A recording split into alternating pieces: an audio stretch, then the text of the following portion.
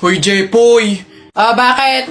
Alam mo, sabi sa akin ni Christian kahapon, takting yun, niyayabang ka ata nun eh. Ikaw daw yung kumuha ng mga itlog ng manok, tapos pinagbabato mo daw. Papayag ka nun, tapos sabi sa akin nung isang araw, ikaw daw yung nagsulat ng bototoy dun sa kotse ni Kuya Eman. Papayag ka nun? Kung ako hindi ako papayag dun, sasapakin ko talaga yun. Sinabi niya yun? Nasaan yun? Panapok talaga sa akin yun. Ayun, Jepoy, niyayabaan ka pa nun, isang araw pa yan eh. Kung ako sa'yo, talaga sasapain ko yan. Yabang-yabang niyan sa'yo eh. Hoy, Christian! Bakit? Ano yung pinagsasabi mo, ha? Isang itlog lang naman yung kinuha ko, ha? Tapos yung pototoy dun sa kotse ni Kuya Eman, inutos mo lang naman sa akin yun, ha? Yabang mo, ano yung pinagsasabi mo dyan? Ikaw nga umihi ka nga nang naglalakad eh. Tapos pinagbabato mo yung mga bubong dun eh. Yabang neto. Di ko naman sinabi yun. Sinungaling, kakaila ka pa. Sabi mo sa akin nung isang araw, ang asim-asim ni Jepoy, hindi pa nga naliligo, sabi mo. Dahilan-dahilan ka pa dyan, panapok na lang. Hindi ko naman talaga sinabi yun. Ba't ayayabang nyo, porque dalawa kayo? Hindi ko naman talaga sinabi yun. Ang yayabang nyo, susumbong ko kayo. Buti naman anak, makakalipat na tayo ng bahay. So nga nay, buti na lang makakalipat na tayo sa mas maayos na bahay. Pero may tanong ako, bakit ang daming nagsasabi na pamahiin daw kapag daw lilipat ng bahay at paalis na, wag na daw lilingon dun sa bahay na yun kasi may mangyayari daw masama? Bakit kaya? Nak, bakit mo ba natanong? Nay, gusto ko sanang lumingon para masulyapan yung bahay natin. Syempre, tagal na din naman natin tumira dyan, kaya napamahal na rin tayo. Bago man lang tayo umalis sana, nay, masulyapan ulit kahit saglit.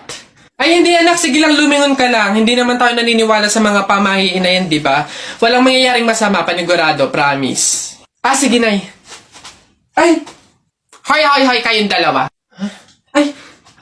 Ganon-ganon na lang yun? Aalis na kayo agad, ha? Hindi nyo pa nga tapos bayaran yung upa sa bahay eh. Pati yung ilaw at tubig, hindi nyo pa tapos bayaran, tapos aalis lang kayo, ha? 10 yung pinapakain kong anak, tapos yung asawa ko batugan pa, tapos aalis kayo, hindi kayo magbabayad. Ang kakapal na mukha nyong lahat.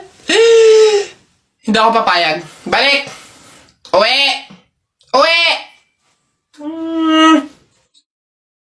Hoy Alex, Jepoy, anong gagawin nyo kapag may tsunami?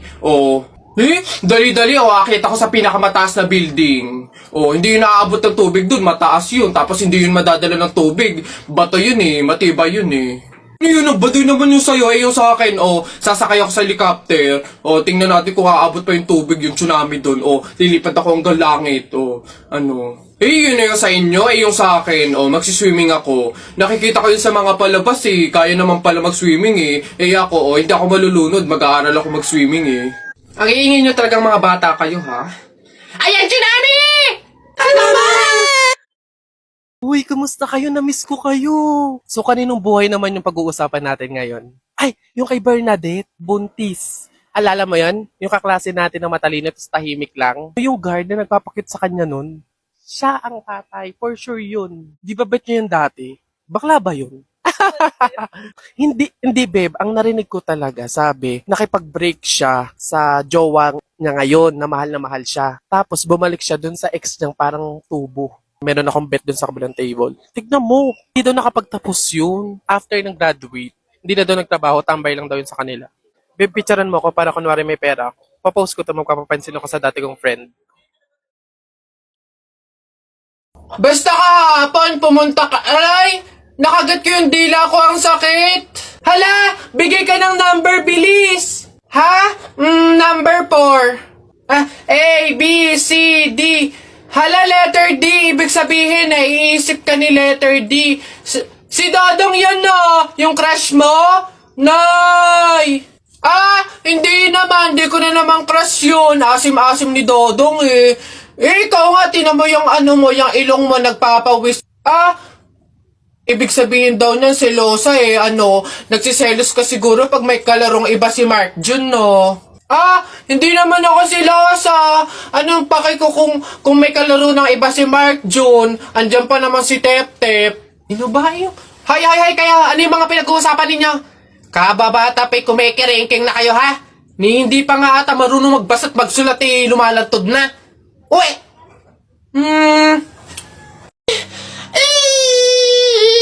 Sige, nak, manganganak ka na ha. May pamahiin tayo dyan. Oo, Nay. Ano nga ulit yun? Huwag kang magagalit o maiinis kapag nanganganak ka na. Ha? Bakit? Kasi daw maaari magkaroon ng kapansanan yung anak mo. Kaya pigilan mong huwag magalit, huwag mainis. Sige. Pipilitin ko. Ayan na, ma'am. Nakikita ko na yung ulo. Konti na lang, ma'am. Iri pa na. Konti, ma. Ayan na. Ayan na. Ay, naputol ko yung ulo ng bata. Ay, ano? Ay, anak. Pamahiin. Pilitin mo huwag magalit. Dali. Okay. Chill. Pamahiin. Sige, nurse, kabit mo na lang mamaya.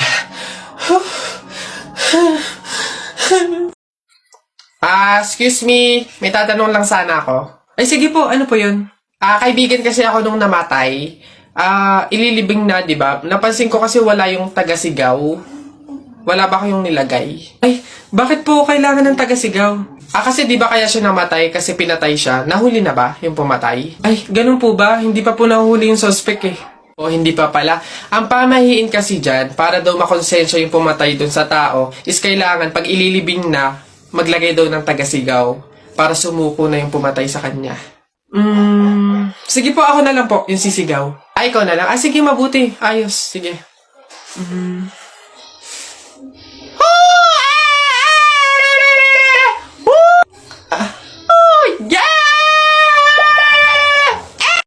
Hoy, Mark Jun, Alex, may tanong ako. Anong gagawin nyo kapag kayo na lang tao sa mundo? Dali. Basta sasakay ako sa mga Ferrari, sa helicopter, tsaka sa mga eroplano. Tapos okay lang kahit ibangga ako kasi wala na namang mga pulis eh. Lalo sa akin. Pupunta ako sa Star City tapos sasakyan ko lahat ng mga rides doon. Ikaw na nga lang mag-isa eh. Sino magpipindot nun? Ayo nga. Ayun na yung sa inyo basta ako wala namang makakakita sa akin, maguhubad ako. Ano? Ang yabang-yabang mo dyan bakit? Paki mo ba? May paki ako kasi tao ako. Susumbong talaga kita kay Papa mamaya lagot ka. Bakit naman ako malalagot? Hindi naman ako last eh. Tinatanong, sinasagot. Di wow, tayo mong dilaw. Ay, init. Hay, kayo yung kung mag-aaway, wag dito. May natutulog. Ang dudungis ninyo. Mamaya ka sa akin. O dun tayo sa kanto. Ano ka ba? Lola. Nay. Hello po. Jowa ko nga pala. Ay, yan na pala ang jowa mo. Marunong kaya yung magluto. Magligpit ng pinggan. Baka naman puro paganda lang yung nakuha mo. Oo nga, maglaba kaya at magkudkod ng inidoro. Kaya naman kaya. Marunong naman po ako pagdating sa mga gawaing bahay. Tanong ko lang din po, gagawin niyo po ba akong katulong dito?